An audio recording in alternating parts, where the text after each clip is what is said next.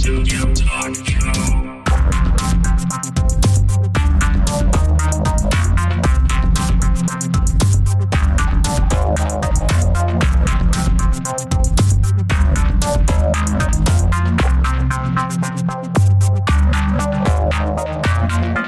Visual Studio Talk Show.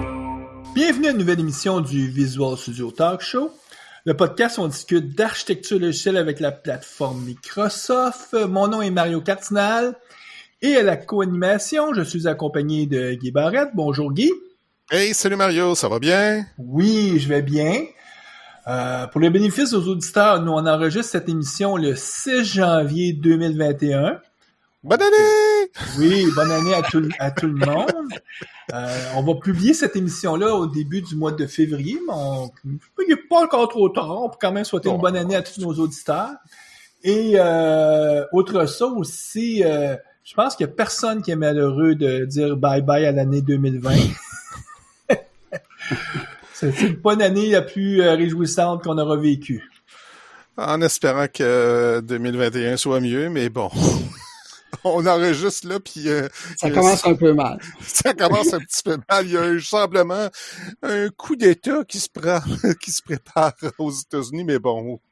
Ouais, ben je pense en tout cas, on va espérer que ça va se calmer vite, là. Ça va se calmer. Mais nonobstant ça aussi, on s'attend nous autres qui vont avoir tomber en confinement peut-être au Québec, parce que c'est quand même c'est pas parce que le vaccin est arrivé que les cas sont disparus, là, donc...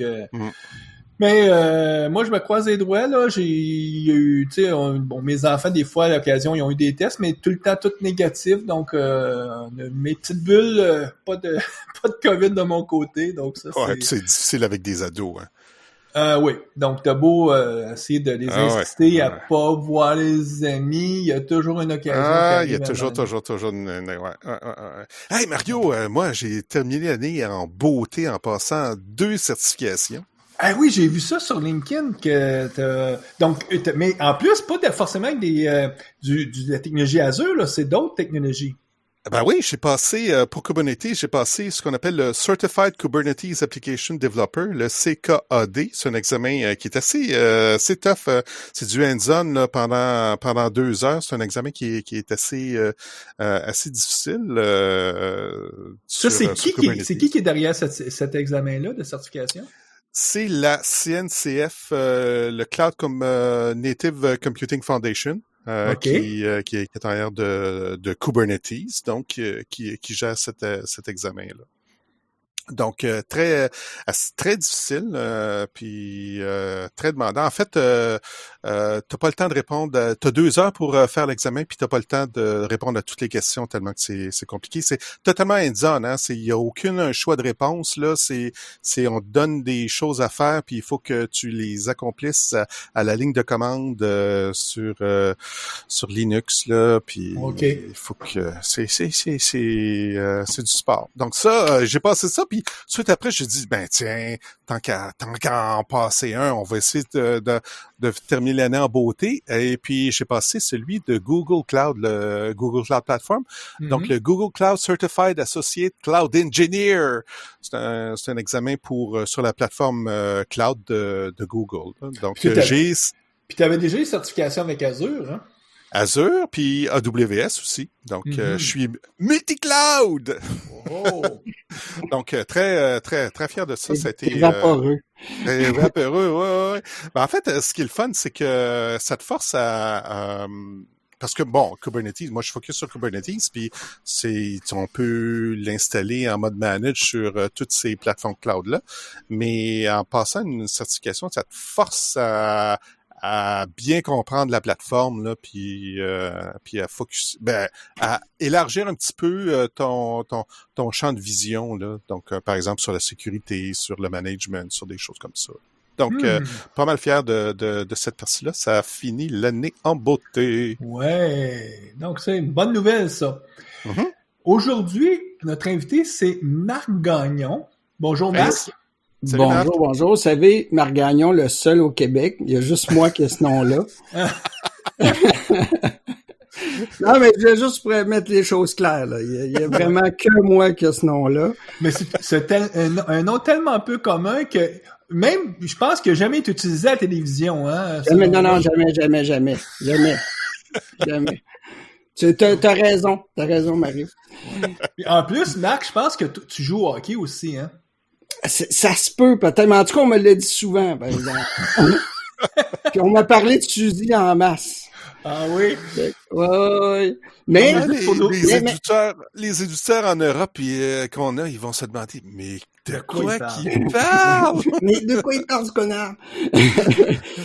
Mais je suis le seul, et oui, l'unique, qui a le marcgagnon.com, quand même. Alors, c'est juste pour nos auditeurs européens ou nos auditeurs qui sont dans d'autres parties du monde, c'est qu'il y a eu une émission de télévision très, très, très populaire sur le hockey au Québec qui s'appelait Lance et Compte, et le personnage principal s'appelait Marc Gagnon, joueur de hockey qui prenait sa retraite et qui devenait coach ensuite. Donc, oui, t'as quand même un personnage sympathique. Ça fait qu'on n'a pas eu de tueur en série encore.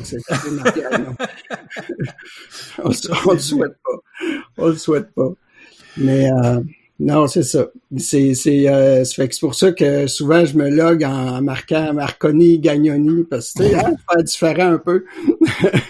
Absolument. Ben, on se connaît, dans le fond, nous, on se connaît depuis, mon Dieu, tellement longtemps. Mario puis Guy, depuis, mon Dieu, les débuts Joel Basic. Oui, à l'époque du groupe VB6 ou des premiers temps de .NET. Là. Quand on était même pas dans les 2000, là, quand on était dans les 1900, là, c'est dans Ouais. Ah, tu parles au siècle dernier? Aussi. Oui, mon Dieu, c'est drôle, j'ai un petit coup de vieux d'un coup. mais c'est bon parce que on parle de coup de vieux, mais aujourd'hui, le sujet d'émission, c'est sur Unity. Donc, plateforme moderne de développement, on va en parler, on va expliquer qu'est-ce que c'est.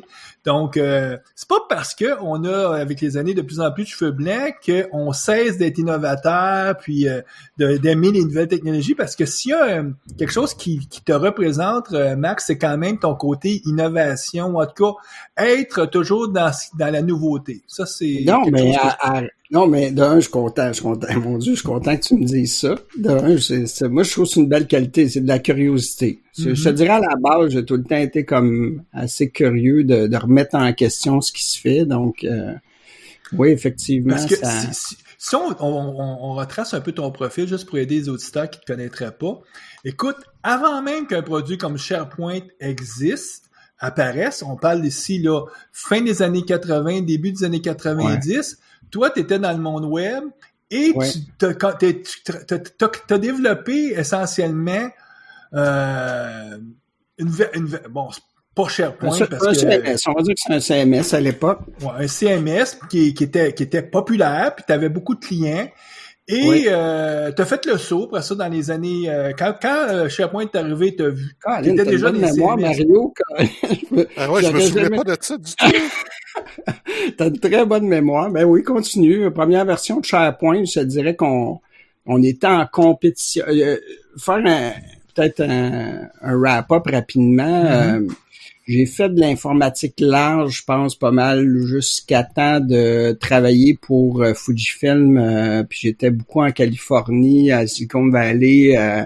Puis c'était un projet, je pense, si on le met en argent d'aujourd'hui, c'est à peu près 40 millions, 50 millions, mais mettons 40 millions, puis je faisais de l'imagerie là-bas, puis il y a beaucoup web, parce que écoute, quand je revenais au Québec, le web, tu sais, la joke de Internet, c'est un savon, là, moi je l'ai entendu pour de vrai. D'ailleurs, j'avais parti le groupe Internet Montréal à l'époque pour faire la promotion. On est littéralement dans les années 80, je pense même, hein? Non, plus tard que 80, quand même 90. Dans le bout 80, mais tu sais, Bill Gates n'avait pas encore découvert l'Internet, parce que Bill Gates a découvert l'Internet en 94 à peu près, le fameux mémo. Puis donc, toi, t'étais, tu sais, t'as connu les navigateurs Netscape. Ah non, mais tellement. Moi, j'étais même avant ça. Il y avait une ligne avec une communication accessible Montréal qui rentrait à Montréal, c'est tout. Là. Puis en fait, nous, on y allait par les universités. Ah, c'est vrai, CAM, c'est communication accessible Montréal. CAM, ça, c'était mon premier fournisseur Internet, effectivement. Hey, là, tu me rappelles des souvenirs. Ouais, ça va ressembler à la Ligue du Vieux-Poil, notre affaire. Ça n'a aucun sens. Mais c'est ça. À l'époque, mais moi, je remonte de bien loin, tu sais, à un moment donné, j'avais fait un concours quand j'étais en retenue quand en secondaire 1, puis j'étais dans une salle où il y avait un cours de logique. Fait que finalement, j'ai trouvé ça bien fun. J'ai aidé le prof à expliquer à d'autres, puis finalement, j'ai gagné un concours, puis je me suis ramassé à l'Université de Montréal sur des PDP-11. Donc, il y avait pas encore même Apple II n'existait pas, il y avait rien. Puis à l'Université de Montréal, à ce moment-là, déjà, il y avait évidemment des BBS, il y avait des connexions, puis par ce lien-là, éventuellement, j'ai connu le web via les universités dans lesquelles j'étais pas encore étudiant à l'université. Évidemment, j'avais comme 12 ans, quelque chose comme ça, puis les gens qui m'entouraient avaient toutes 20 quelques années. Puis c'était pas parce que j'étais plus brillant que les autres en passant, c'est juste parce que c'est un moment... T'étais plus curieux que les autres. Peut-être. Non, mais gars, je m'attribue ça. C'est plus une curiosité. Puis, c'est une forme d'intelligence, la curiosité, hein? Bah, écoute, si tu veux discuter de ça, des fois, je trouve que la curiosité fait qu'on réinvente des choses qui existent déjà. Mais en tout cas, tu sais, on pourra en jaser autour de... Mais en tout cas, effectivement, je me suis ramassé dans le web très, très tôt. J'avais développé un logiciel de gestion de dossiers académiques parce que j'ai enseigné en physique à un moment donné à la sortie de la Polytechnique. Puis parce que moi, officiellement, j'ai fait génie civil, j'ai une mécanique, je suis ingénieur mécanique, c'est mon vrai titre. Puis après ça, j'ai fait un petit peu de droit, puis je suis arbitre en litige commerciaux en TI aussi. Mais essentiellement, là, je veux dire, tout le temps fait de l'informatique, puis un moment donné, je me suis mis à enseigner, puis là, je voulais monter le web au monde, puis ça, puis c'est fait que j'ai monté à l'époque quand même un site, il y avait 50 000 utilisateurs du site, ce qui était, tu sais, aujourd'hui, c'est rien, là, mais je veux dire, à l'époque, c'était beaucoup. Donc, puis c'est ce qui m'a fait rentrer en fait chez Fujifilm parce qu'ils ont vu la grosseur de ce que je pouvais faire à cette époque-là. Puis là, ça a comme été le point tournant. Là, je veux dire, j'ai arrêté de niaiser dans les bébelles, puis je suis vraiment tombé dans les ligues majeures et ça m'a permis de développer justement une plateforme CMS au complet, puis éventuellement on jasait avec Microsoft beaucoup parce qu'on était dans l'alliance Microsoft, Fujifilm, Walmart, là, les trois fonctionnaient ensemble. Puis là, ils m'ont montré les premières versions de SharePoint, puis là, je riais un peu. Mais quand 2007 est arrivé, version SharePoint 2007, on est devenu la première firme à implanter 2007 au Canada, puis ça a resté quand même pendant quelques années. Au début, ton CMS, tu compétititionnais SharePoint parce que ton CMS faisait plus de fonctionnalités que SharePoint, en tout cas du côté gestion de contenu. Ouais. Mais un moment donné, avec les années, Microsoft t'ont rejoint et t'ont dépassé, puis toi, ben là, à ce moment-là, tu t'as modifié ta compagnie pour devenir les experts à Montréal, parmi les experts à Montréal de SharePoint. Ouais. Tu as gagné ta vie pendant plusieurs années à avoir une firme de consultation autour de SharePoint. Là, vous avez tu avais quoi?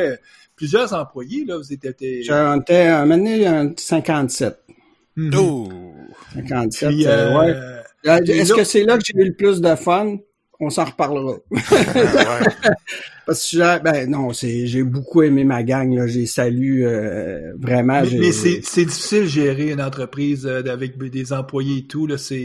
T'es plus dans le plaisir là, de faire de la techno, t'es dans le plaisir de la gestion des êtres humains. Exactement. Sérieusement, on avait vraiment une belle gang, mais il y a un point où le seuil devient critique, où vraiment la gestion devient plus lourde, puis tu passes ton temps dans des réunions et tout ça, puis puis là, tous les 2 jeudis, là, c'est la paye, là, fait que ouf. Oui, non, la paye, ouais. Quand la paye, elle passe, c'est des beaux gros montants. Puis, je te dirais que, tu vois, c'est intéressant parce que pour le dernier point, là, parler de moi, parce qu'il faudrait qu'on parle de Unity.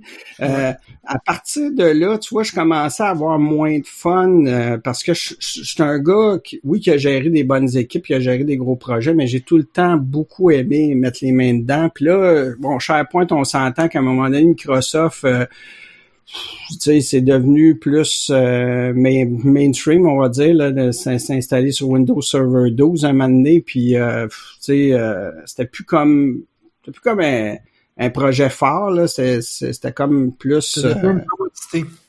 Hein? Mais ouais, une commodité, ouais, merci, c'est un beau terme. Puis là, moi, je perdais un peu mon fun, puis là, j'ai eu la mauvaise idée d'inventer quelque chose. J'ai inventé un cuiseur sous vide automatisé, puis j'ai des brevets pour ça, puis je suis parti pas mal dans ce projet-là. C'est ça, tu as quitté l'informatique pour vraiment devenir un entrepreneur, mais dans...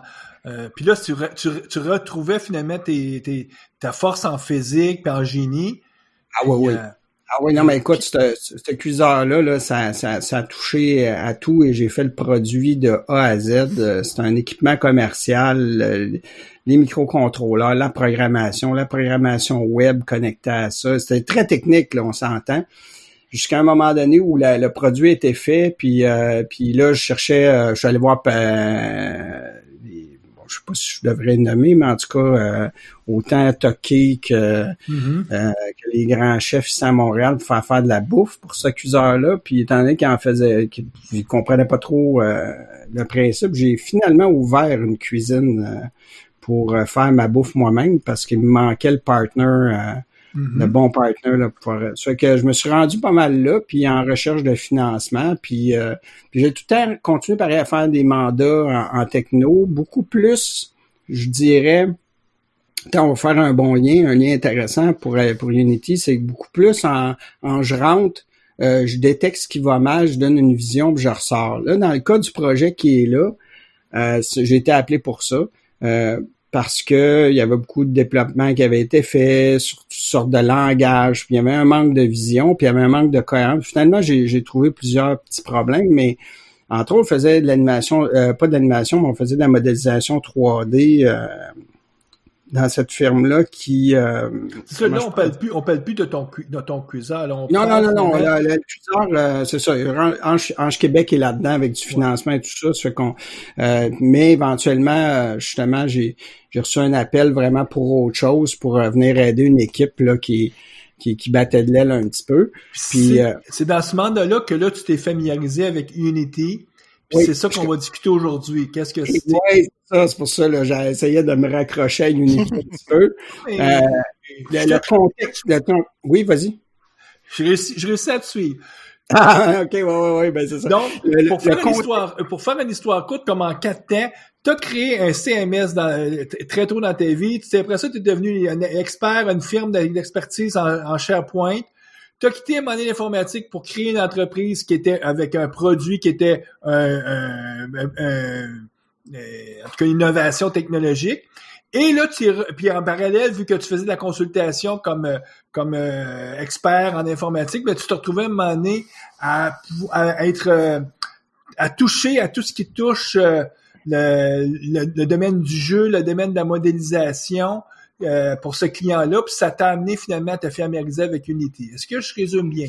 Ben là, oui, je te parle du contexte du projet. En fait, on utilise Unity, mais en dehors du cadre normal, parce que c'est une plateforme de gaming. Puis moi, quand je suis rentré dans l'entreprise, c'est plutôt, je donnerai pas en détail parce qu'il y a quand même des parties. Je sais pas ce qui est confidentiel ou non, ça fait que j'irai pas trop loin, mais c'est un projet avec le CHUM puis le centre de recherche du CHUM. On est en salle d'opération. Donc, le CHUM, c'est le Centre hospitalier de l'Université de Montréal. Oui, c'est au centre-ville, ouais, pour ceux qui connaissent pas. Donc, c'est salle d'opération, caméra avec positionnement au demi-millimètre des objets, des outils chirurgicaux, modélisation 3D d'os et de structure aussi, là, que ce soit la peau, tout ça. Puis là, je suis en train de travailler, je rentre dans cette entreprise-là, puis je commence à faire l'analyse. Puis finalement, je me rends compte que il y a toute une partie de modélisation 3D, de manipulation, de vue et tout ça, qui est faite comme un peu à la main. Puis je me dis, mon Dieu, il me semble que il y a bien d'autres choses qui fait ça. Est-ce qu'on il y a peut-être d'autres mondes qui ont déjà cherché à résoudre cette problématique-là de modéliser en 3D c'est ça. Le monde réel, ou en tout cas un monde virtuel? C'est ça, puis d'essayer de voir comment on pourrait tirer profit d'une plateforme, puis de peut-être mettre des efforts à un endroit où ça a plus de valeur. Évidemment, moi j'ai un historique, je veux dire, je parlerai pas de tous les langages que j'ai fait dans ma vie, puis j'utilise encore aujourd'hui, j'utilise beaucoup toutes sortes de langages, de plateformes, là. Un œil assez ouvert sur tout. Ça fait que là, à un moment donné, tu te dis, on va essayer de voir dans le génie biomédical qu'est-ce qu'il y a. Il y avait Altair, Ansys, c'est des logiciels qui sont quand même assez dispendieux de simulation. La simulation est très forte, mais très dispendieux. Puis là, tu vois, dans le génie mécanique, tu as des logiciels de CAD et tout ça. Puis tu te demandes jusqu'à quel point on pourrait réutiliser ça. Puis à un moment donné, je me dis, garde donc, je vais aller voir dans le gaming qu'est-ce qui se passe, tu sais. Puis parce qu'on s'entend, là, j'arrive, là, puis à l'écran, là, j'ai une partie d'os qui tourne péniblement, puis je me dis, c'est impossible, là, tu sais, je veux dire, on fait du 3D dans toutes sortes de contextes. Donc là, juste pour donner un peu plus de contexte, quand tu dis une partie d'os, c'est par exemple, j'ai la jambe de quelqu'un ou j'ai un bras, puis là, vous le modélisez, puis là, vous voulez être capable de le bouger dans l'espace, puis être capable de le voir avec différents points de vue. Ouais. Ouais, puis ça c'est le début, mais là après ça, tu vas faire tu vas poser des vis, tu vas regarder son mouvement, tu vas regarder toutes sortes de choses. Fait que tu sais, puis là si je te comprends bien, Marc, tu vois que tu as besoin de représenter en 3D ce type de modélisation-là du corps humain. Puis là, tu te dis, est-ce que je pourrais emprunter au domaine du jeu, qui eux autres aussi font des modèles en 3D pour réappliquer les technologies qui sont utilisées dans le domaine du jeu. Exactement. Puis, je te rajouterais à ça, on pourrait-tu arrêter de perdre notre temps à travailler sur des choses qui sont obvious, puis mettre vraiment l'effort sur quelque chose qui a plus de valeur, parce que jouer avec des caméras puis montrer des autres, je veux dire, c'est la base, là. Mm-hmm. Mais là, tu arrives à quelque part où, visiblement, on travaille très fort sur le code en dessous, sur des choses qui ont en fait peu de valeur. T'sais. Donc là, j'ai commencé à regarder justement les plateformes. Dans les deux, écoute, il y en avait un paquet, là, Coco, Construct 2. En tout cas, t'en avais un paquet, mais les deux qui sont sortis, évidemment, en haut c'est Unity puis Unreal, là, qui est deux plateformes de gaming. Qui sont importantes. Puis encore là, j'ai aucune idée si je vais prendre ni une ni l'autre ni quoi que ce soit, mais c'est des plateformes 3D à la base. C'est intéressant, il y a de la physique, donc une notion de masse, il y a une notion d'interférence, de collision, de coefficient de restitution là, pour les rebonds, de la friction. Tu sais, il y a tout ça dans ces deux plateformes-là. Il y a un visuel aussi qui est supporté par un langage solide. Dans le cas d'Unity, c'est C#. Dans le cas d'Unreal, c'est C++.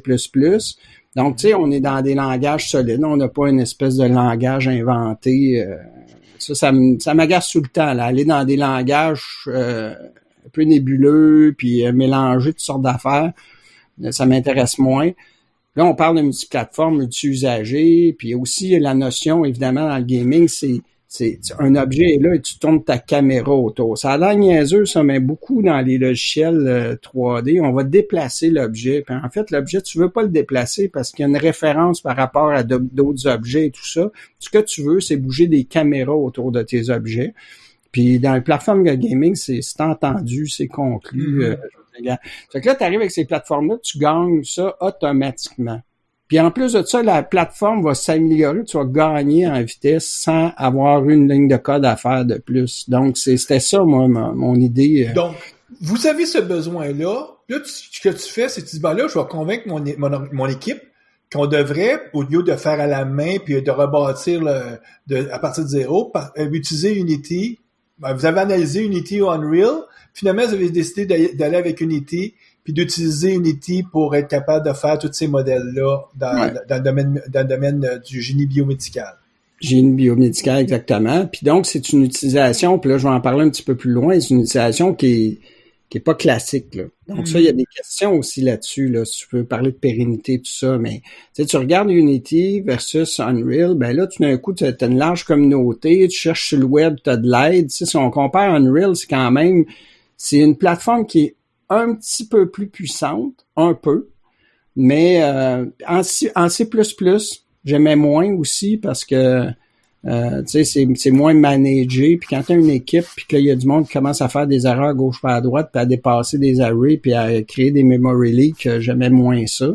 Mm-hmm. Donc, je trouvais qu'Unity était plus capable. Puis aussi, on avait beaucoup de librairies qu'on avait déjà développées dans le passé, que l'entreprise avait développées, sur lesquelles je voulais aussi aller tirer profit. Je voulais pas juste dire on recommence, donc accrocher ça. Donc, il fallait quand même que je reste dans des technos qui étaient similaires et tout ça. Puis là, à un moment donné, tu fais le tour, puis tu te rends compte que il y a du script disponible, il y a beaucoup d'aide. C'est plus facile à développer aussi quand tu pars avec Unity. J'ai fait les deux, là. J'ai fait un projet en Unreal puis un projet en Unity juste pour tester. Je veux dire, sérieusement, Unity, ça a été super rapide. Ça a été vraiment... Puis là, t'es multiplateforme, t'as 25 plateformes et plus, là, iOS, WebGL, tout ça, qui est gratuit en bas de 100 000. Si tu fais pas de profit avec, c'est gratuit. Puis là, tout d'un coup, il s'est rajouté... Il y avait déjà de la réalité augmentée, de la réalité virtuelle, mais là, HoloLens est arrivé là-dedans et devine quelle plateforme ils ont pris? Unity. Donc, l'intégration était vraiment intéressante. Puis là, on fait du AI aussi. Donc, les stats de ça, c'est 23 bureaux dans le monde. Je pense qu'il y a 300 employés ici à Montréal. Je dis ça globalement. Il y a assurément, je pense qu'il y a 5 millions de personnes enregistrées, mais je veux dire, il y a assurément un bon million de développeurs Unity. Donc, tu sais, t'as une bonne base, puis tu le vois que les gens interagissent. Oui, c'est pas quelque chose qui va disparaître dans l'année prochaine sous prétexte que c'est plus utile. Mais puis si vous jouez à des jeux là, ce sont pas là, les AAA là, c'est les eux, jeux ils ont leur les plateforme. Populaires, mais les jeux des compagnies indépendantes qui coûtent un petit peu moins cher, tout ça, il y a des grosses chances que ça a été fait avec Unity. Tout à fait, parce que il y a pas de barrière à l'entrée. Sérieusement, n'importe qui m'écoute, installer Unity, tu pars, tu te mets des cubes, des cylindres, tu t'amuses avec ça. C'est vraiment plug and play. Si on essayait en quelques mots d'expliquer, Unity, c'est pas un jeu, c'est une plateforme pour développer des jeux. Oui. Est-ce que je le résume bien ou je suis en train de trop simplifier? Non, c'est parfait. Tu peux développer 3D, 2D, OK? Des 2D comme du Mario Bros, là. Du Mario Cardinal Bros. C'est une blague en passant. Mais non, mais c'est ça. Puis il y a du UI aussi. Donc, tu as 3 niveaux, là. Tu as 3D, 2D, UI dedans. Donc, mais si je reviens, je continue sur ce que je disais, puis c'est parce que c'est un point qui est important, c'est la pérennité de cette affaire-là. Puis ça a été mes premières questions. Parce que tu fais du gaming, on le sait que le gaming, si tu fais quelque chose, tu jettes, tu recommences, tu sais. Bon, maintenant, c'est plus ou moins comme ça. Je te dirais qu'il y a des jeux qui ont une certaine pérennité, qu'on parle à Candy Crush ou peu importe, ou tu sais, des jeux qui peuvent maintenant durer longtemps. Donc, on va vouloir avoir une plateforme plus solide. Puis les plateformes sont maintenant aussi plus solides. Mais tu sais, t'as pas envie de développer quelque chose sur une plateforme que tu sais pas s'ils vont pas du jour au lendemain changer telle approche ou basculer ça. Nous, je te dirais qu'à l'interne, on a quand même tiré profit d'Unity, puis on s'est quand même gardé une certaine distance. Ça a l'air drôle à dire, mais de s'assurer que ce qu'on fait est quand même garde une certaine indépendance. Pareil. OK, mais je te dirais que je suis pas inquiet de ça. Donc mais bon, l'idée, c'est-à-dire, on l'utilise. Je dis bonjour en passant à Lemay, qui est une compagnie architecte au centre-ville, qui jasait l'année passée, là, pré-COVID.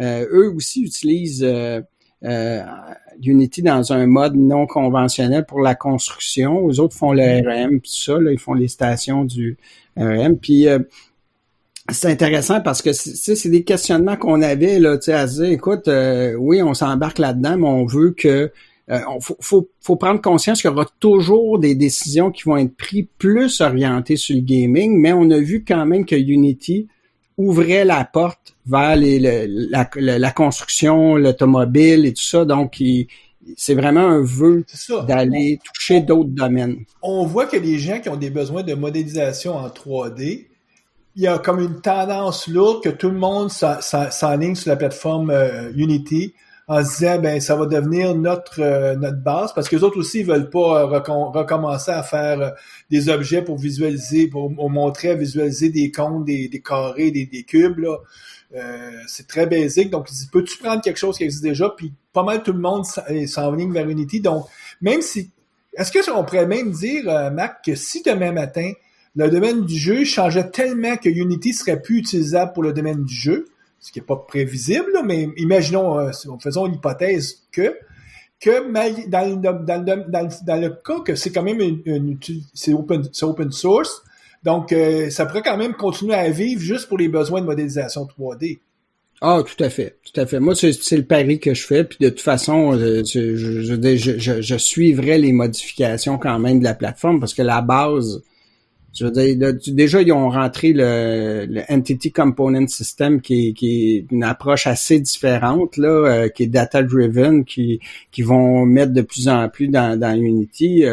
Moi, c'est pas parce qu'ils amènent ça que de toute façon, ils crachent pas sur ce qui existe déjà en partant. Donc, c'est bien. Moi, je veux dire, la plateforme comme elle est là, elle arrêterait de se développer aujourd'hui qu'elle serait bonne pendant longtemps, là, tu sais. Donc, j'ai pas de doute là-dessus. C'est sûr qu'il y a des choix puis il y a des améliorations qui sont faites toujours dans l'orientation du jeu. Tu sais, il y a beaucoup de choses que tu vas pas vouloir tant que ça. Tu sais, il y a beaucoup de tools pour aider l'animation puis aider des choses qui pour nous ont pas grand valeur, mais ça c'est correct, tu sais, la assets tu sais, dans lequel tu peux aller chercher un paquet de codes du monde, ben là tu vas trouver un paquet d'affaires pour rendre la carpe de ton avatar plus sexy. Moi ça m'intéresse peu, mais tu sais c'est correct, là, tu sais, on le sait, mais on voit quand même qu'on n'est pas barré de notre côté, puis on a une grande ouverture, puis avec la HoloLens qui est arrivée, si on avait parlé, on pourra faire une rencontre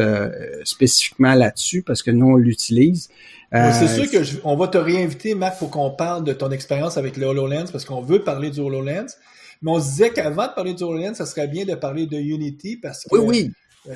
C'est comme des couches, là. C'est-à-dire que c'est... Oui. Alors, on se dit avec la bonne logique. On commence à marcher avant de courir. Hein?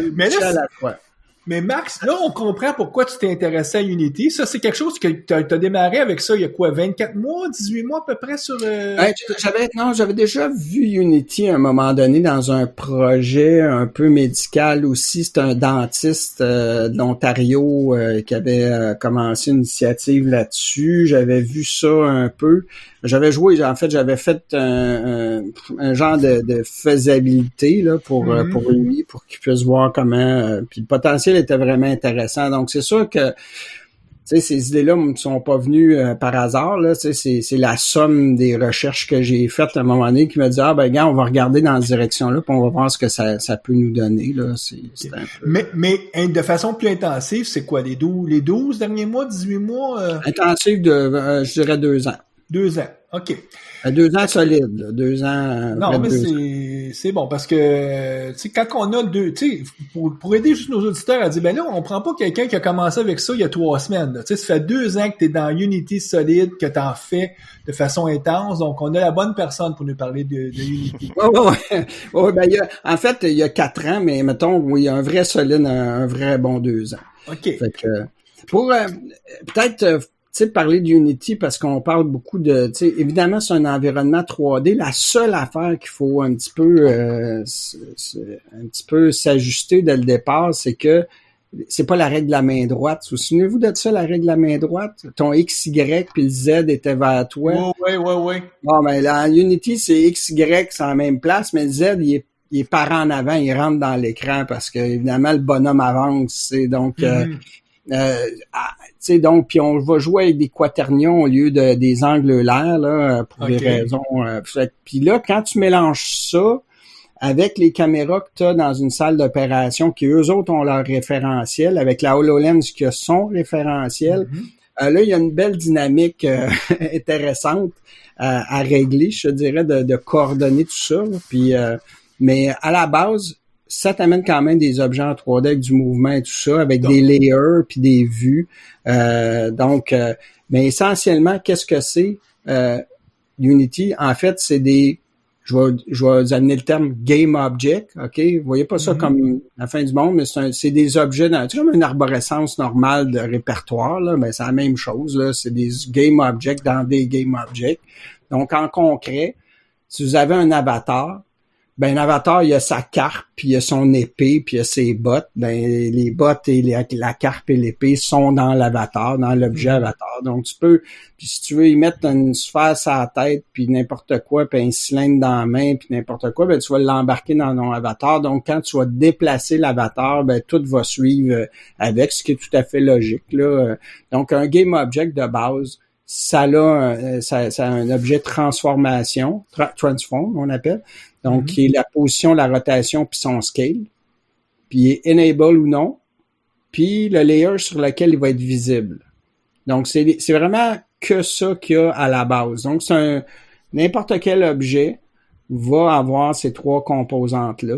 Mais le plus important, c'est évidemment, c'est la position, rotation, puis le scale, là, le transform.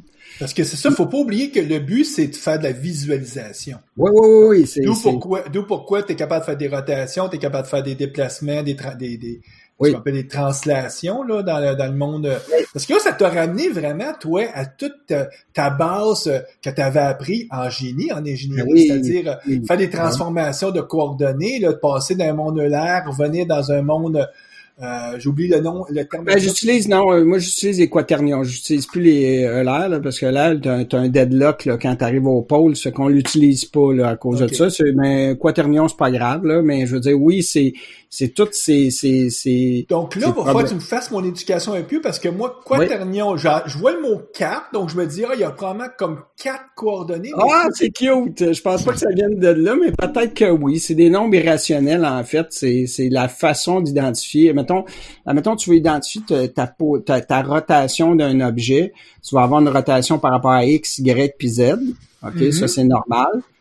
Sauf que un X, un Y, puis un Z va te donner une rotation définie, une seule. Tandis qu'un quaternion peut, en changeant les paramètres, te donner la même rotation globale pareil. Puis pourquoi on veut ça? C'est que quand tu arrives au pôle, on va dire au zénith, mais mettons, mettez le pôle nord de la planète, admettons. Quand tu as fait une rotation complète de 90-90, tu vas te rendre compte qu'à un moment donné, ta boule, elle devient shaky. Pourquoi? Parce que il y a une erreur relative. Je ne veux pas trop rentrer dans la mécanique de ça, là, mais ce que ça va faire un shakement, ça va faire un deadlock qu'on appelle. Donc, ça fait pas une transition smooth, une rotation smooth. Tandis qu'avec les quaternions, tu as plusieurs façons de représenter la même rotation avec 4 paramètres. Donc, essentiellement, on utilise ça. Ce que je comprends, c'est que tes quaternions, je vois un peu la similitude un peu avec ce qu'on fait en génie électrique quand on utilise des transformés de Fourier ou des choses comme ça. C'est-à-dire, tu changes ta représentation pour après ça être capable facilement de revenir à ta position 0,0 pour que quand tu as fait une rotation, qu'elle soit smooth. Pour pas avoir finalement de delta que tu aurais si tu calculerais différemment. À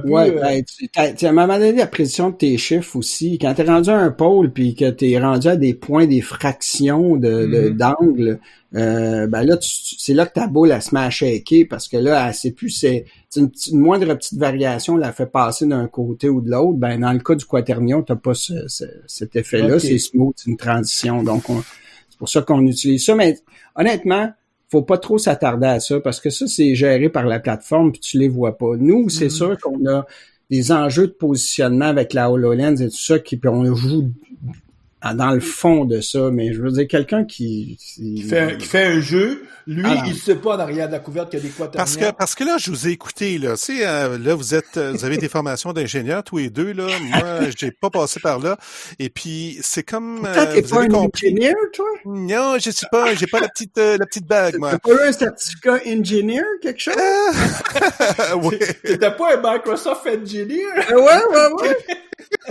Je sais que l'ordre des ingénieurs a tellement... oui, ben oui. Ils l'ont arraché. Les premières fois que Microsoft sortait ce terme-là, à chaque fois, là, ça les ça leur scellait les oreils parce qu'ils disaient Ouais. Anyway, mais là, si je veux m'amuser un petit peu, là, est-ce que je dois avoir des connaissances d'ingénierie? Pas du tout. Pas du tout. Non, non, sérieusement, tu installes Unity, tu mets des cylindres, des affaires, tu fais bouger ça, tu comprends rien de ça, puis c'est bien correct. Là. Parce que moi, tu sais, on parlait du siècle dernier, là. À un moment donné, je me souviens avoir installé un petit logiciel, puis tu sais, ça créait un teapot, là, tu sais, une théière, là, puis là, tu plaçais une lampe. Est-ce que c'est de je me souviens pas, là. Il y avait cet exemple-là classique en Java de la fameuse théière. Tu plaçais une lampe, là, puis là, tu te la faisais bouger.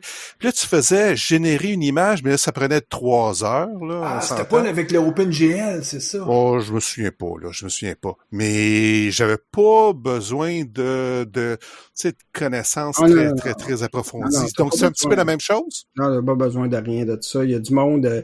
D'ailleurs, c'est pour ça aussi que dans Unity, il y a beaucoup de gens qui développent des tools pour, par exemple, des motions, des animations, tout ça, parce qu'il y a beaucoup de gens quand même qui sont là-dedans puis que leur connaissance dans le code, c'est minimal. Là. Sérieusement, tu peux vraiment développer des belles affaires en Unity sans aller aussi profondément. C'est parce que nous, on est vraiment dans le génie biomécanique, là, c'est vraiment on est ailleurs, là. C'est pour ça qu'on connaît tout ça, mais pour le commun des mortels, oubliez ça. Oubliez Quaternion, oubliez les affaires, vous aurez jamais... C'est ça, parce que, grosso modo, pour le commun des mortels, tu vas avoir des game objects, qui est une hiérarchie de ce qui est tout ton visuel, de ce qui peut être affichable. Des objets imbriqués un dans l'autre. Puis, j'ai vu ça dans les notes que tu nous as envoyées, tu parles de components. Est-ce que les components, on revient plus dans un monde UI ou là, c'est des... Non. Le component, c'est vous voyez juste comme un script, une classe, là, que t'accroches. Justement, au niveau de ton game object, là, tu peux dans n'importe quel de tes game objects, tu peux rajouter un component qui va ajouter un behavior, finalement. Okay, donc, je te donne un exemple. Pardon? Comportement, c'est pour être capable de faire... Écoute, on peut aller loin, là. C'est pas juste c'est un behavior, mais ça peut être vraiment des gros objets puis tout ça. Mais quand je vais simple, je te donne un exemple. T'as un avatar, t'as une carte, t'as une épée, puis là, tu viens mettre un petit behavior sur la carte pour que pendant son déplacement, elle vole au vent. C'est un peu ta carte. Okay. Donc le mesh de ta carte va faire comme voler au vent. Donc, ce script-là, tout ce qu'il fait, là, c'est qu'il prend ta carte, puis il va juste modifier sa courbure et tout ça pour donner un effet de vol au vent.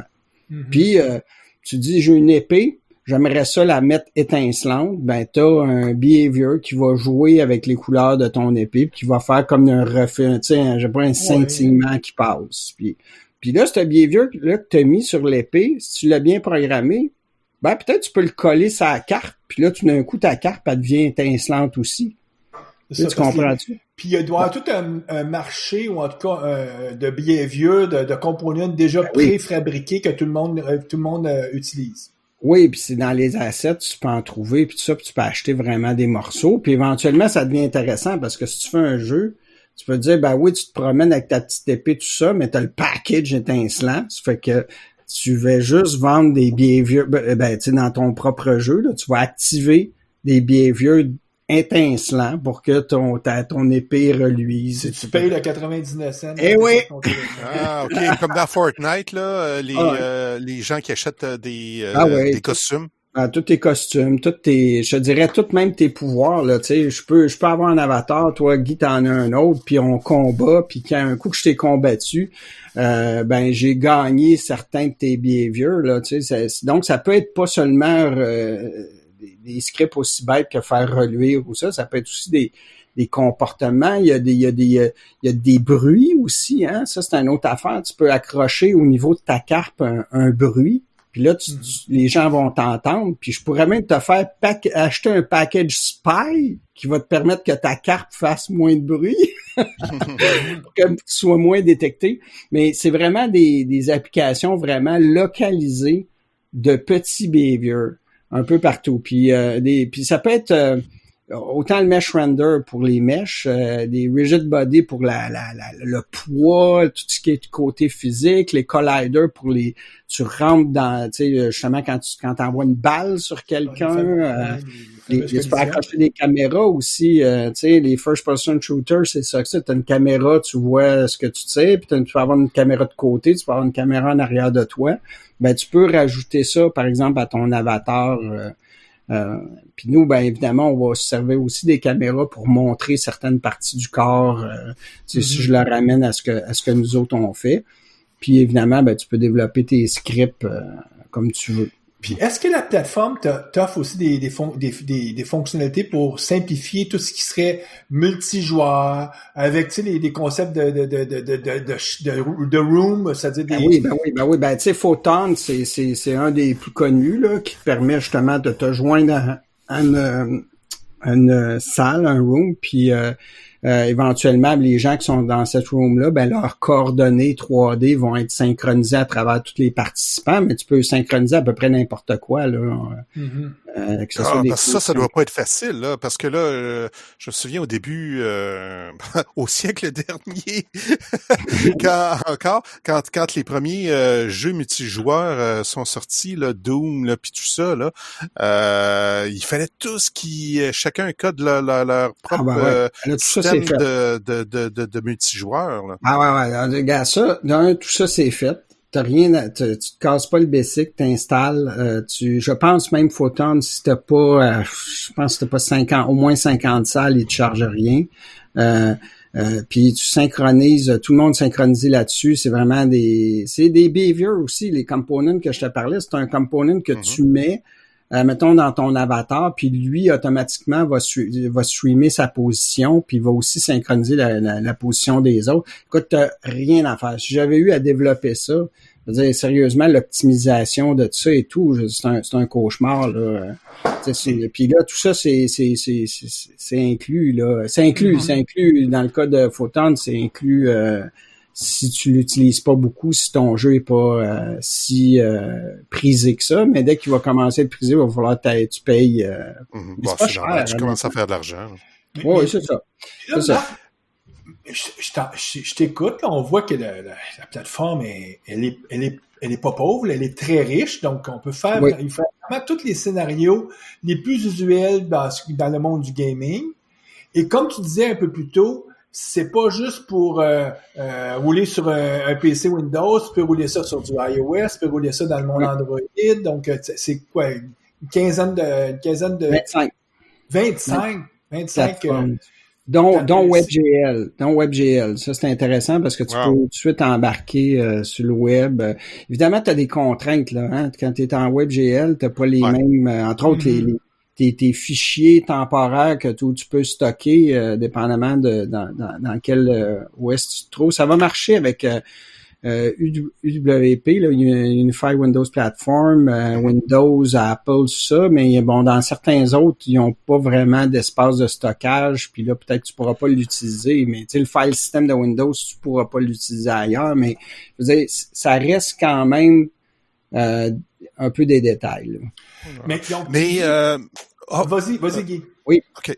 Mais moi, j'aimerais savoir c'est quoi le lien avec C#. Tu as parlé de C# tantôt brièvement. Oui, c'est le langage que tu utilises. C'est le langage. Donc, est-ce que tu es dans un IDE de Unity ou tu es dans Visual Studio? Non, comment ça fonctionne? Ben, je te dirais, t'es dans Unity. Parce que tu as beaucoup de choses que tu vas configurer avec l'interface, là, carrément. Tu sais, faire des liens, te mettre des matériaux spécifiquement, des shaders, tout ça, tu vas travailler dans Unity, mais dès que tu double-cliques sur un script, ben Visual Studio part. Mais honnêtement, tu ne sers pas beaucoup plus de Unity. D'ailleurs, tu peux te servir de Unity ou de Rider, si tu veux aussi. Okay. D'ailleurs, Rider t'offre même un petit peu plus d'aide dans le sens qu'il va te dire « Hey, ça, c'est une bonne pratique, ça, c'est une moins bonne pratique. » Donc, il y a un côté intéressant à Rider, là. Mais je veux dire, essentiellement, c'est un Notepad++, là, tu sais, rendu là. Parce que tu utilises plus Unity. OK? OK. Là, je vais vous parler, parce qu'on l'orienté objet, c'est le fun depuis longtemps, mais là, avec Unity, là, c'est comme pousser une coche pas mal plus loin. Parce que moi, je vous ai parlé d'un avatar avec son épée puis tout ça, mais moi, je peux décider que cet avatar-là, je le généralise et j'en fais ce qu'on appelle un prefab. Puis le prefab, je peux l'instancier, puis changer couleur, puis bouger les affaires. Puis là, je me vais ramasser, évidemment, avec un paquet de bonhommes des avatars avec des couleurs différentes, mais qui viennent toutes du même prefab. Donc, c'est vraiment une gestion orientée objet plus, parce que c'est vraiment un objet que t'instancies, mais qui vient avec des caméras, qui vient avec des behaviors, qui vient avec des sous-objets. D'ailleurs, l'épée dont je parlais, puis la carpe dont je parlais, sont aussi des prefabs. J'ai défini une carpe, puis qui volait au vent, puis à un moment donné, je la colle sur un bonhomme, ou je la colle sur un autre bonhomme, je prends l'épée, puis je peux avoir différentes épées. Transposez-le dans le projet qui vous intéresse, mais c'est tous des prefabs dans des prefabs, mais qui viennent avec une richesse là de comportement, de lumière même. Tu peux mettre un paquet de choses là. Tu sais, un bonhomme dans une scène, un avatar qui avance, tu y mets pas une petite lumière au-dessus de lui, tu le verras comme pas là s'il est pas éclairé par quelque chose autour. Donc, tu rajoutes une petite lumière de fond, tu peux rajouter toutes sortes de choses. En tout cas, les possibilités là sont énormes de réutiliser tes objets comme ça, puis de les streamer directement du web aussi, dans un asset qui est sur le serveur. Donc, tu sais, il y a beaucoup de choses là qui sont excessivement intéressantes, qui sont faites nativement là, dans la plateforme. OK. Donc, c'est fun, ça, hein? Oui, donc là, on comprend, c'est C#, le monde orienté objet. Ouais. Le lien avec Visual Studio, là, on change de couche, on tombe plus dans l'outillage à ce moment-là? Ah, c'est vraiment Unity qui est ton outil de travail quand tu rentres dans. Donc, dans Unity, son propre éditeur, son propre. Oui. Oui, tu as une structure, admettons, tu as ta structure de projet, OK, qui est là, tu as ta structure de tes objets dans tes objets, justement tes game objects dans tes game objects puis tout ça. Quand tu vas rentrer dans un prefab, tu vas éditer seulement le prefab. Puis à côté à droite, évidemment, tu as la liste des propriétés, mais on appelle ça l'inspecteur là, qui inspecte ton objet puis qui va donner, qui va montrer les components qui sont dedans puis tout ça. C'est vraiment une structure assez classique, là, je dirais. Là, cette idée-là de Unity, est-ce qu'il roule? Il roule forcément sur Microsoft Windows, mais est-ce qu'il roule sur d'autres? Tu sais, quand tu développes, est-ce que tu développes toujours en Windows, puis tu target après ça que tu vas aller vers iOS, Android, ou tu as plusieurs... Tu développes dans ce que tu veux, puis tu le target dans ce que tu veux. OK, parce que finalement, Unity fonctionne pas juste sur un monde Windows, tu peux l'utiliser, mettons, sur un Mac, ou tu pourrais l'utiliser ailleurs. Oui, moi j'ai vu des interfaces. Moi je l'utilise pas, là, j'utilise en Windows, mais j'ai vu des interfaces Mac une fois de temps en temps. Est-ce que écoute, je t'avoue que j'ai pas fait de recherche là-dessus. C'est quoi le lien avec Visual Studio à ce moment-là? Est-ce qu'il y a, tu sais, parce que moi quand j'ai tapé Unity, j'ai vu rapidement que ça parlait de Visual Studio, donc j'ai pensé que c'était comme dans Visual Studio que ça se passe, mais là ce que tu m'expliques, c'est non, il y a une IDE. Donc, c'est pourquoi il y a besoin de Visual Studio? Est-ce qu'il y en a besoin? Ben, en fait, non. Je veux dire, si ça te tentait d'utiliser Visual Studio Code, tu pourrais. Si tu veux utiliser Rider, ce que je pense est mieux, tu pourrais utiliser ça. Mm-hmm. Si tu veux faire en Notepad++, ça te tente. Je veux dire, honnêtement, rendu là, la structure de projet, la solution, tout ça est généré par Unity. Là, quand tu es dans Unity, tu es capable aussi d'éditer tes fichiers C#, donc ton orienté objet, tu peux le programmer là direct aussi. Non, ça te prend quand même l'environnement pour travailler. Là, quand même, ça te prend donc ça veut dire que c'est pour ça que tu utiliserais Visual Studio, que tu utiliserais Code ou tu utiliserais Rider. Ou, ça te prend un éditeur pour éditer ton code C#, mais tu utilises l'IDE pour tout ce qui est la manipulation de tes game objects puis tes prefab, toutes ces choses-là. Il faut voir qu'il y a beaucoup quand même de config qui peut se faire en drag and drop et tout ça. Ça fait que, tu sais, je vais te dire, il y a une partie du travail qui est faite là aussi, donc puis de tout setuper, puis d'arranger, puis de changer tes matériaux, comme je disais, les shaders et tout ça, organiser ton affaire, je veux dire, c'est pour ça que cette partie-là est faite par Unity. Puis après ça, je veux dire, comme je dis, si vous voulez partir un éditeur texte ordinaire, puis taper à la main tes CSS, tes .cs, tu pourrais, bon, évidemment, l'intérêt d'être en Visual Studio, ben, c'est toute l'intelligence, c'est toutes les alertes qui te dit quand t'as pas déclaré ta c'est toutes ces affaires-là, comme Rider, ce que fait Rider. Mais Rider, une couche de plus, c'est qu'il va vraiment te dire que parce qu'il sait, là, que t'es dans le monde Unity, il va te dire, fais attention, ça, c'est peut-être pas l'idéal de le mettre là, tu utilises plutôt cette méthode-là qu'une autre. Parce que là, on tombe dans quelque chose qui est excessivement intéressant. Dans Unity, on est les frames par seconde, on est vraiment comme dans un film, là. Tu sais, les frames par seconde sont super importants. Puis ça donne le pouls de ton application, ce qu'on n'a pas dans d'autres genres de développement. Ça t'en veut au moins 24 par seconde pour que ça a l'air que ça soit au moins que l'œil ne voit pas Puis 24, c'est comme les minimum. Ouais, mais tu sais, typiquement, là, tu veux pas être dans le bout de 24, là. Si t'es là, t'as de la misère. T'as de la misère, là. Tu sais, je te dirais que nous autres, on essaie de se tenir au-dessus de 100, là. Oui, c'est si haut que ça? Ouais, mais c'est pas pour le visuel, c'est plus parce que c'est un indice vraiment du pouls de ton application. Là, je te mets dans le contexte que, tu sais, je t'ai parlé d'un paquet de GameObject dans des GameObject, puis chacun ont des components qui font qui ont c'est tous des classes avec au moins une méthode, ben pas au moins parce que ça pourrait être une classe vide, mais je veux dire quand même, il y a une méthode qui est intéressante, c'est l'update, qui va être appelée à chaque frame. Okay. Donc, si toi là-dedans, tu commences à faire des affaires, dont entre autres des manipulations de string, qu'on s'entend-tu qu'en C#, c'est de la merde. C'est pour ça que tu utilises un string builder. Ouais, mais c'est ça, mais encore là, il faut que tu fasses du caching parce que là, sinon, ton update, ben, ou du référencement avant, il faut que tu fasses quelque chose parce que sinon, tes boucles d'update vont être appelées 100 fois par seconde, tu sais, donc, puis là, il y en a partout, là, des updates, là. Dans chacun de tes components que tu vas rajouter, il y en a. Donc, c'est intéressant de toujours checker tes FPS pour te dire, OK, je viens-tu de rajouter quelque chose? Ça s'est appliqué à beaucoup d'objets dans ma scène. Puis là, tout d'un coup, je tire du jus. Il y a un profiler qui peut te le dire, qui peut te montrer exactement où tu tires du jus, puis combien d'appels que tu fais, puis dans le vide. Mais c'est le update, c'est quand même c'est comme un peu un genre de grosse book pour tous les objets que Unity fait. Il passe à travers tous tes objets, puis il rentre dedans, puis il actionne la méthode update. Donc, faut que tu t'assures que là-dedans, ben que t'aies pas des manipulations qui soient lourdes. Parce que là, tu vas tuer ton application. Ouais, c'est ça un peu que je pensais juste avant que tu le mentionnes. C'est une grosse boucle, tout ce qui est 3D finalement. Puis à chaque fois là, tous tes assets là sont rappelés, puis le code qui gère chacun de ces assets là est rappelé. C'est pour ça que dans des jeux qui sont très compliqués là, il y a toutes sortes de techniques là pour comme pas recalculer ce qui est pas dans ton champ de vision, des choses comme ça là.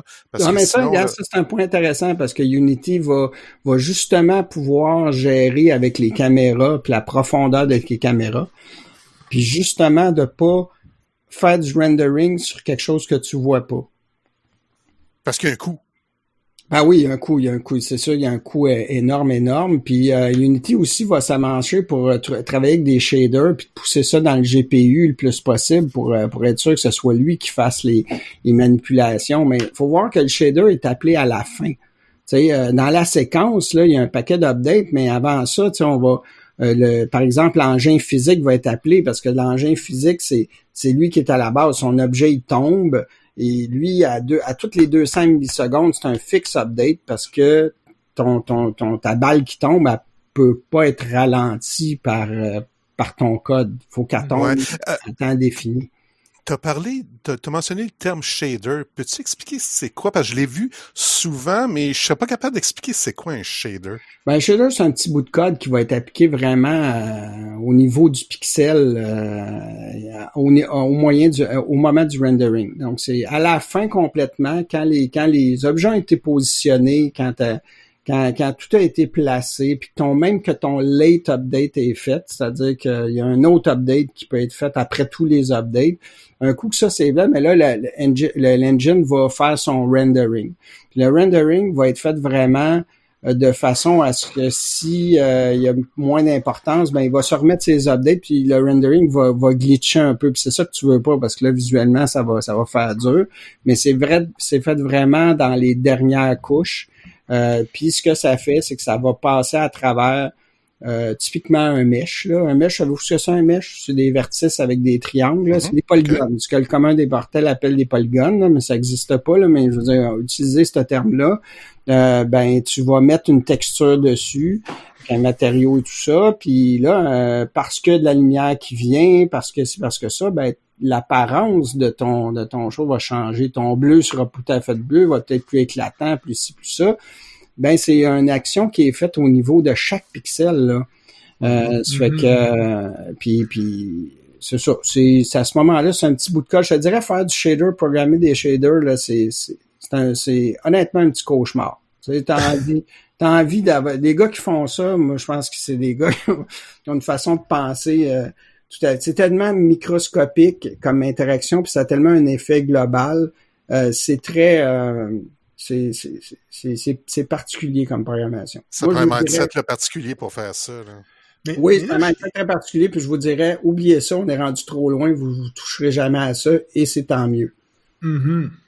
Parce que là, si je comprends bien, le fameux IDE de Unity, c'est pas tant une IDE, c'est plus comme un peu comme quand on est dans Blend, si on est dans un monde XAML, c'est-à-dire oui. Donc c'est toute ta représentation, le visuel 3D que tu vois là-dedans, oui. Que tu peux avec des outils être capable de modifier, puis tu es capable de rouler puis le débugger surtout, en tout cas le visualiser. Oui. Et la partie C#, elle, tu utilises l'éditeur de ton choix, comme tu disais, tu pourrais même le faire en Notepad++ si tu veux. Si t'aimes ça à la dure, oui, tu peux. Puis c'est les deux ensemble, à un moment donné, que quand tu vas déployer, parce que là, quand tu le roules en débogueur, ben mettons, ton Visual Studio, il part avec son F5, il fonctionne main dans la main avec Unity pour faire tout le visuel. Puis à un moment donné, quand tu vas packager ça pour faire vraiment un déploiement d'application, ben là, tu choisis ta cible. Veux-tu aller vers Windows? Veux-tu aller vers Android? Puis selon ta cible, ben là, ça va créer toutes les composantes qu'il faut avec toutes les kits de déploiement pour que tu sois capable de packager ça. Ouais, c'est là que si t'as pas été vigilant, tu t'es bindé à un OS plus qu'un autre, puis là, quand tu vas switcher d'OS, il va dire, oups, attention, cette classe-là est pas disponible aux affaires. Donc, c'est sûr qu'il faut que tu aies une réflexion globale. Ça va être qui ton client, qui va l'utiliser, comment ça va être déployé. Tu sais, il faut que tu aies une vision un peu là-dessus, parce que sinon, tu vas arriver là, tu vas développer des belles affaires, puis là, tu vas te rendre compte que en WebGL, ça se déploie pas. Mm-hmm. Fait que, tu sais, il faut que tu penses un petit peu à ça, mais c'est exactement ce que tu as défini. Bon, Blender, c'est plus un outil qui va nous permettre de modéliser les objets 3D en eux-mêmes, mettre des textures et tout ça. Mais effectivement, Unity, c'est vraiment un environnement global où tu vas pouvoir imbriquer tes objets, leur donner des comportements. Ce qui est intéressant, c'est que quand tu es dans Unity aussi, peut-être une petite nuance intéressante, c'est que t'as un mode play, donc pour jouer au jeu, donc il part le jeu, dans toujours une notion de jeu en arrière, là, on s'entend, donc tu pars le jeu dès le départ, mais t'es toujours quand même en mode exécution. Puis c'est particulier ça, parce que tu pourrais te permettre, par exemple, quand je parlais de l'avatar tantôt, tu fais un prefab, t'es en train d'éditer juste le bonhomme qui est debout avec sa carte, puis tu pourrais dire que le behavior de la carte il est always executing, always execute. Ça veut dire que pendant que tu édites le bonhomme, t'es pas en mode play, t'es pas en mode rien, mais là, la carte, elle se promène au vent, tu sais. Puis tu peux faire un paquet d'affaires live comme ça, ce qui t'oblige pas dans ce cas-là à rouler l'application au complet ou le jeu au complet pour pour voir des modifications que tu veux faire. Donc, c'est excessivement intéressant pour ça. Puis, c'est ça, c'est le genre donc, t'es pas très en mode play, t'es vraiment dans le jeu, mais quand t'es en dehors du mode play, tu peux quand même être dans une exécution de ton code, puis voir des choses intéressantes, puis interagir directement sur tes objets, puis voir les comportements. Okay. Fait que les petites choses à faire attention, je m'étais fait une petite liste là vite. Évidemment, les manipulations de string, des string là, faut oublier ça. C'est, tu sais, des to lower puis des trim puis des affaires là. Mets pas ça dans la boucle d'update ou des affaires parce que ça va être difficile. Les components dont je parlais dans un objet, à un moment donné, tu peux dire, hey, je connais pas parce que là, tu sais, il y a un côté. OK, il faut faire attention. Quand tu joues, des fois, tu connais tout le monde qui est là, tu connais toutes leurs possibilités, puis tu sais, c'est seté, puis c'est réglé, puis tout ça. Ça, c'est un jeu qui évolue, entre guillemets, pas trop, tu sais. Mais quand tu as un côté dynamique, je te rentre dedans, toi, Guy, puis je vais chercher une partie des components. On s'échange des components dans le choc, mettons. Ben, moi, après ça, je continue. Puis, pour moi, comme avatar, maintenant, j'ai des components que j'avais plus. Donc, on va essayer de faire un get component pour savoir c'est quoi les components. Mais ça utilise la réflexion. Puis la réflexion est lourde. Vous connaissez un petit peu? Vous avez déjà fait de la réflexion? Ouais. Pas dans votre vie, là. J'ai réfléchi à ça, ouais. J'ai réfléchi à ça. Mais c'est lourd, c'est par définition, parce que tu découvres, là. C'est la différence entre quelque chose qui est statique versus dynamique. On est dans c'est ça. Puis là, quand tu vas vers du dynamisme, c'est là où faut que tu commences à te faire des dictionnaires, des affaires, parce que sinon, le contenu va changer, puis aller tout le temps chercher le contenu va être lourd. Donc, il faut faire attention un petit peu à ça. Mais bon, encore là, c'est d'analyser ton projet, puis le niveau de flexibilité, le niveau de dynamisme que tu veux avoir. Donc, faire attention à ça. Il y a beaucoup des gens qui cachent des choses en changeant de scaling. C'est-à-dire qu'ils prennent le scaling puis le mettent tellement petit que tu le vois pas, puis ils disent « Ah, OK, on le voit pas, donc c'est une façon de le faire disparaître visuellement à l'écran. » Mais ça génère... entre autres dans les engins, certains engins vont, parce que il y a beaucoup d'engins, il y a le physique, la collision, il y a beaucoup d'engins qui roulent dans Unity qui vont surveiller un paquet de choses. Puis pour certains, le fait que tu as un scaling très bas va faire qu'il n'en tiendra pas compte, puis dans d'autres cas, ils vont en tenir compte pareil. Ça fait que là, tu peux te ramasser avec des objets qui visuellement sont pas là à l'écran, mais qui en fait, qui grugent beaucoup de ton CPU quand même. Quand même. Et pire que ça, dans le cas du scaling, qui induisent même des comportements particuliers. Donc, c'est pas une bonne idée. Pour ça, il y a des layers là, avec la visualisation. Entre autres, tu sais, les layers, c'est intéressant. Mettons, je pourrais être dans une salle. Mettons, c'est un jeu d'aventure. Je me promène. Puis là, d'un coup, je ne sais pas par où sortir. Puis il y a une petite pilule sur le bord d'un... Puis là, je prends la petite pilule. Puis là, les fantômes qui étaient sur un layer étaient pas visibles par ma caméra. Mais là, maintenant, j'active ce layer-là sur ma caméra et là, je vois le fantôme qui me pointe la sortie. Donc, tu pourrais faire ça de cette façon-là en jouant avec les layers. Mais pas avec le scaling. Faut pas y aller avec le scaling. Donc, les layers sont là pour ça. Vus par certaines ou non, certaines caméras. Donc, c'est un peu ça. L'object pooling, évidemment, on en parle depuis toujours, mais dans ce cas-là, c'est particulier parce que c'est des gros objets. Là. Tu sais, tu peux avoir des prefabs avec beaucoup de comportements, beaucoup de behavior, là, plutôt. Donc, c'est sûr que si tu t'attends à avoir une dizaine de personnes dans la place, ou une cinquantaine, ben crée-les d'avance, ces objets. Mets-toi fais du object pooling parce que c'est sûr que créer ces objets-là dynamiquement, là, ça va te tirer du jus pendant un certain temps. Tu vas avoir un lag et tout ça. Donc, on va faire beaucoup d'object pooling. Il y en a qui utilisent aussi les coroutines. Moi, j'aime mieux utiliser les threads classiques, là, la coroutine de Unity. Je sais qu'il y a More Effective Coroutine qui existe, que j'ai pas utilisé, mais qui semble être bon. Mais moi, je suis beaucoup dans les threads. J'en ai des coroutines, mais j'utilise beaucoup les threads, là. Donc, faire peut-être un petit peu attention à ça.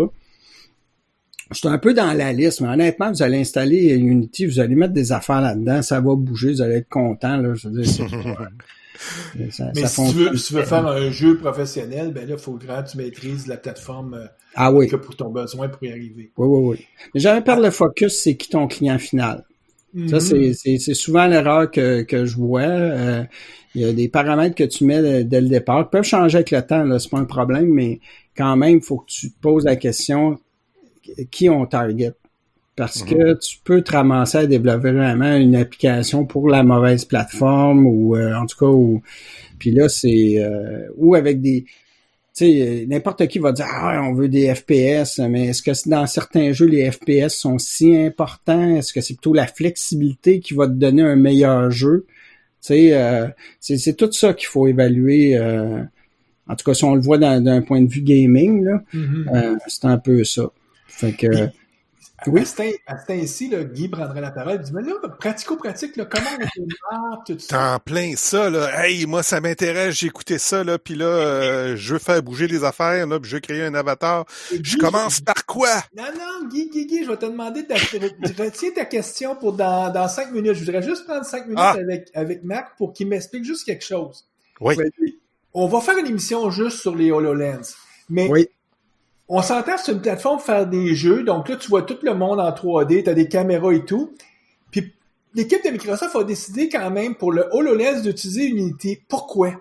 Pourquoi le Unity pouvait être aussi un bon outil de développement pour quand tu travailles avec un HoloLens? Parce que là, on s'entend, avec l'HoloLens, tu as le monde réel, puis qui va être scanné avec la technologie LiDAR pour être capable de faire tout un map de qu'est-ce qu'est le monde autour de toi. Donc, eux autres, en faisant ça, c'est quoi? Ils vont créer automatiquement tous les game objets, puis ils vont peupler automatiquement dans Unity tout le monde réel que tu vois? En fait, c'est parce que dans Unity, tu vas aller gagner justement tout cet environnement-là 3D avec zéro effort. Là. Je veux dire, tu t'appuies déjà là-dessus.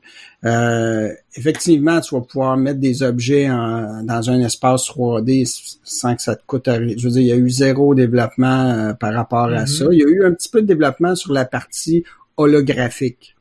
Parce qu'il y a une notion holographique quand même importante dans la HoloLens. Il y a un HPU d'ailleurs dans la HoloLens qui mais c'est plus que le bridge était naturel parce que tu gardes le langage, tout ce qui va bien avec, tu peux compiler en UWP, donc tu sais t'as déjà tout là pour embarquer ça sur la HoloLens là, facilement.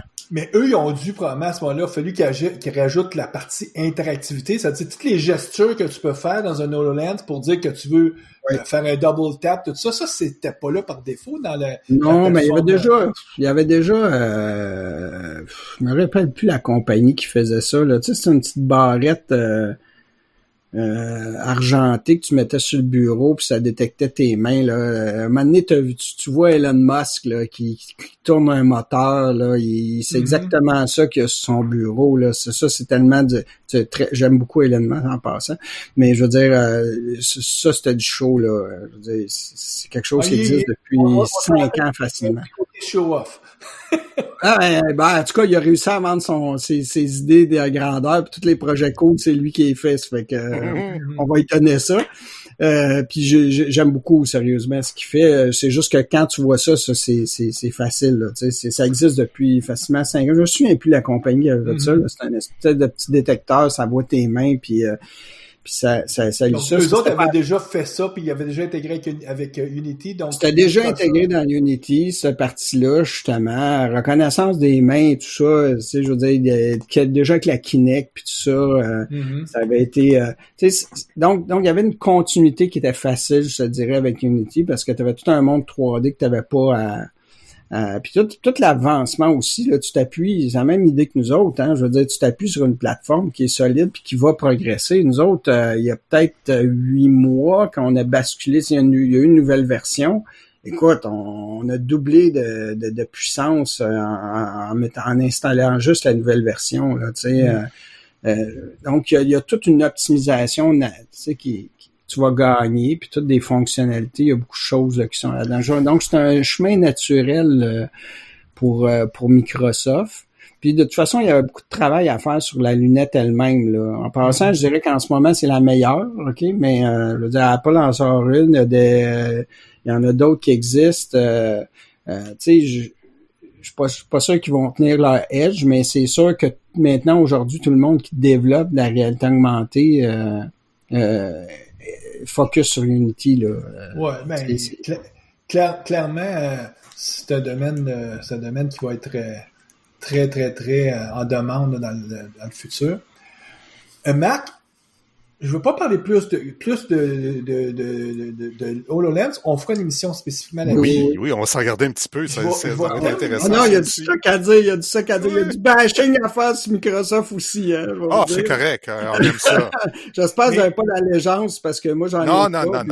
Non, on aime ça. On aime ça des fois dire c'est pas assez bon ce que vous faites. Là. Retournez à la planche à dessin ou en tout cas, donnez-nous en plus.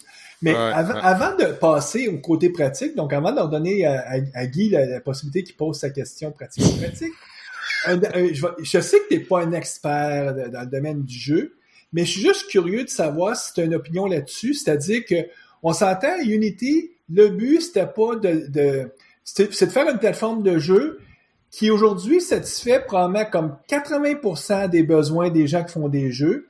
Mais les gros joueurs qui font des jeux d'envergure, eux ont leur propre plateforme parce qu'ils disent Unity, c'est pas assez.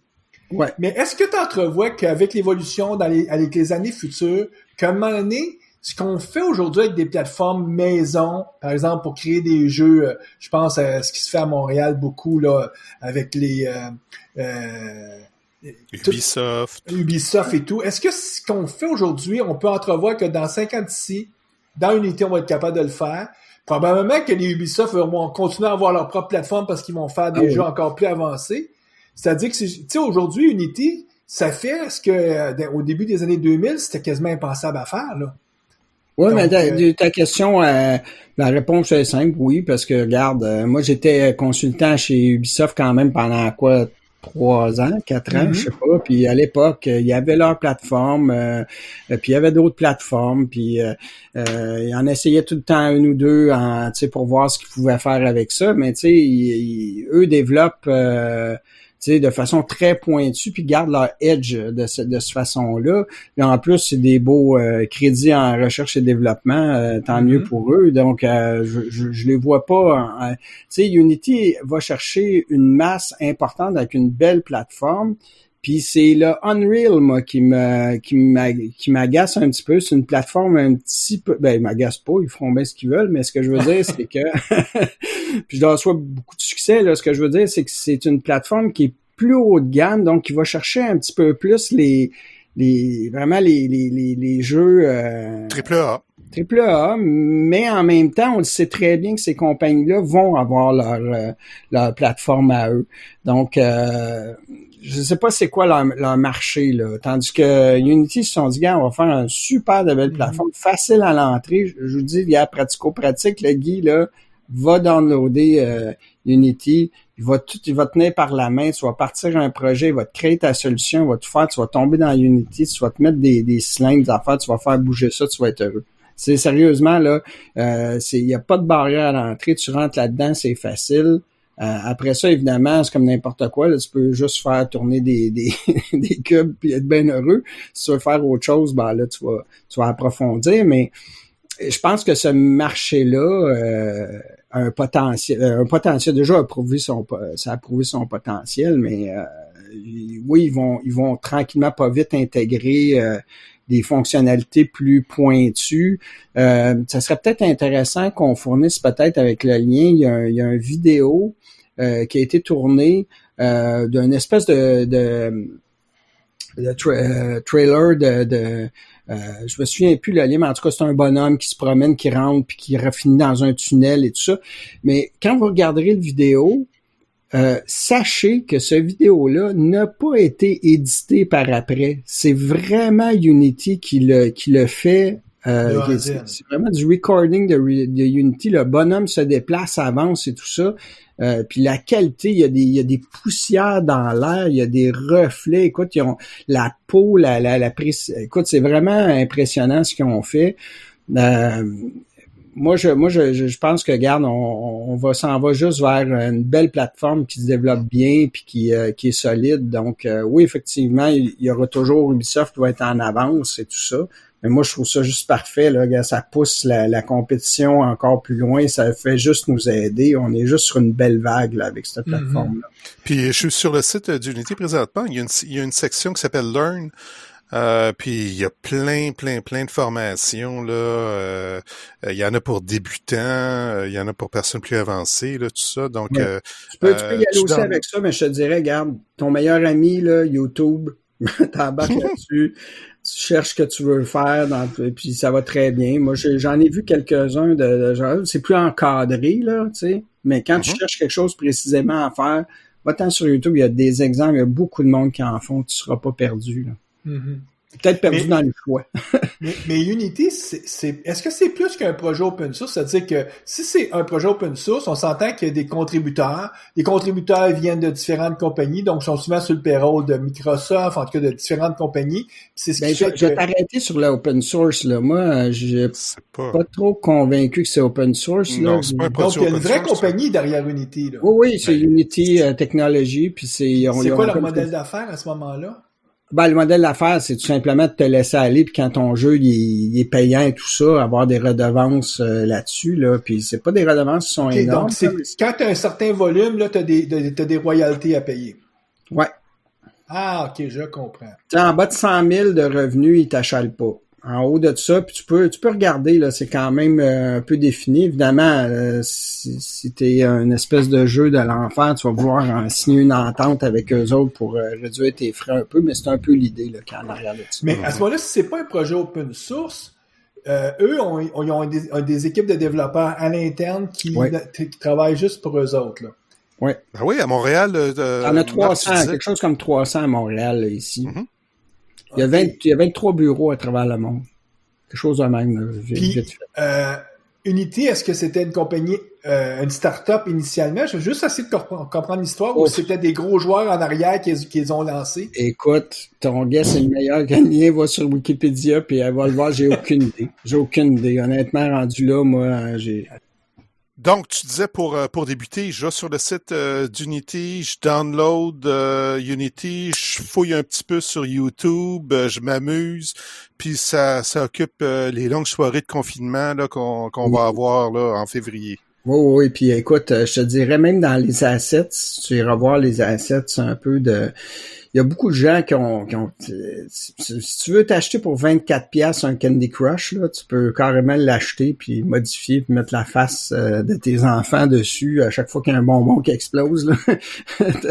T'as un paquet d'affaires là, qui existent. Évidemment, pour nous autres, c'est plus ou moins intéressant parce que c'est très, très dans le gaming. Puis quand on part quand on parle du corps humain, vraiment, pour nous autres, ça n'a pas grand valeur. Donc, c'est sûr que la assets, pour nous autres, c'est plus ou moins intéressant, mais pour quelqu'un qui veut toutes sortes de petits effets, en tout cas, n'importe quoi, là, il y a un paquet de choses là-dessus que tu vas aller chercher. Donc, quand tu télécharges Unity, tu l'installes, puis lui, automatiquement, va te dire, tu as besoin d'installer, mais puis il va tout te prendre par la main, puis ton studio, et Visual Studio et tout ça, toutes tes choses. Tu vas même pouvoir définir les plateformes sur lesquelles tu veux déployer. Tu sais, si, mettons, tu voudrais pas nécessairement installer du stock. Moi, je t'installe tout, là. Tu sais, pose-toi pas de questions.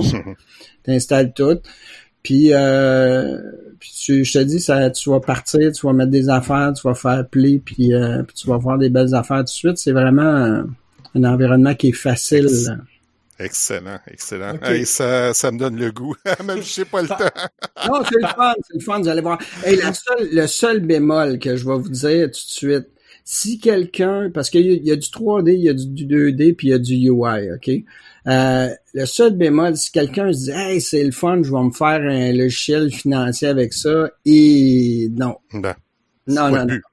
Ben, c'est pas le but, puis je veux dire, c'est même pire que ça. C'est parce que étant donné que c'est dans le jeu, évidemment, le visuel, ils vont pas travailler là-dessus parce qu'ils savent que tes pitons, tes affaires, tu vas faire quelque chose qui va être en accord avec ton jeu, avec tes affaires. Donc, vraiment, tu arrives avec des pitons de base, des boutons de base. Je veux dire, t'as rien d'intéressant de ce niveau-là. Puis c'est un petit peu embêtant parce que moi, entre autres, j'aurais aimé avoir un très bon... Il y a des plugins de web player. Moi, j'aurais aimé ça pouvoir intégrer une page HTML directement parce qu'il y a déjà des générateurs, parce qu'il y a déjà du code déjà fait. Tout ça, mais il n'y a rien de ça. Là. Du point de vue du UI, là, c'est flat. Donc, pensez pas faire un logiciel de... comptabilité de whatever. Lié à ça. C'est inintéressant. Mais dès que tu pars du 3D, puis de faire de la réalité augmentée, faire de la réalité virtuelle écoute, aussi, c'est beau. Hey Marc, j'ai hâte à notre prochaine rencontre, à notre prochain podcast qu'on va faire sur avec HoloLens. Ouais, c'est clair.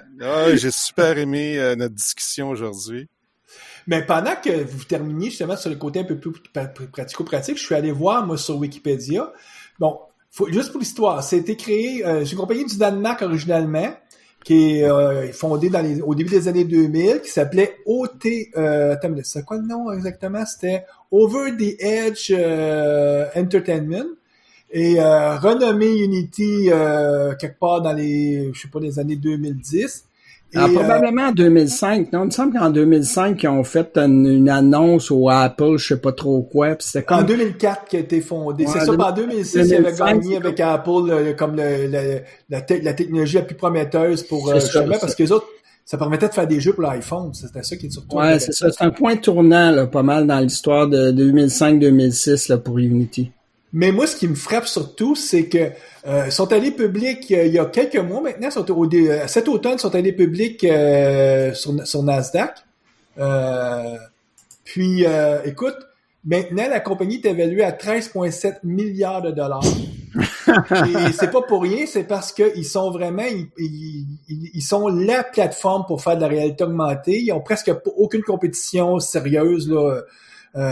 Si ce n'est que peut-être qu'Apple va développer de quoi mener pour ses lunettes, mais grosso modo, là, vu qu'ils partaient eux autres avec tout ce qu'il y avait déjà, donc les gens voient bien la réalité augmentée comme étant très, très, très, en tout cas un gros domaine d'expansion dans le futur. Puis ce qui explique la valorisation de cette compagnie-là, c'est que oui, ils ont une plateforme fabuleuse pour faire des jeux, mais ils ont une plateforme fabuleuse aussi pour tout ce qui va être le AR dans le futur, ou en tout cas tout ce qui est il y a le mot réalité dedans, là.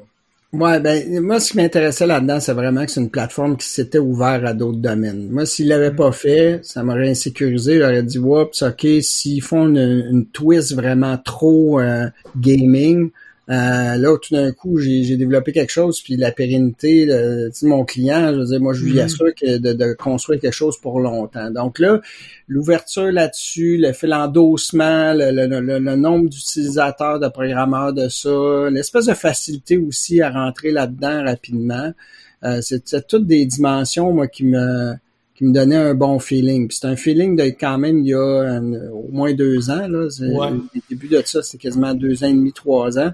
Je pense que j'ai pas mal scoré à la date. Là, à chaque amélioration, oui, clairement, t'as pas fait un mauvais choix. En tout cas, l'histoire semble pas démontrer ça. Puis je pense que le futur va aussi juste confirmer tout le temps, année par année, que c'était un bon choix.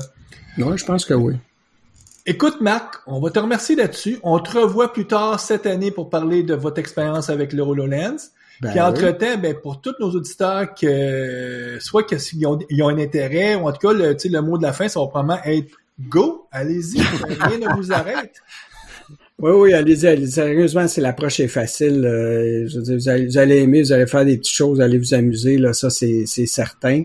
Puis si jamais vous avez des questions, je vous rappelle margagnon.com, info@margagnon.com. Donc, gênez-vous pas pour m'envoyer des petits courriels.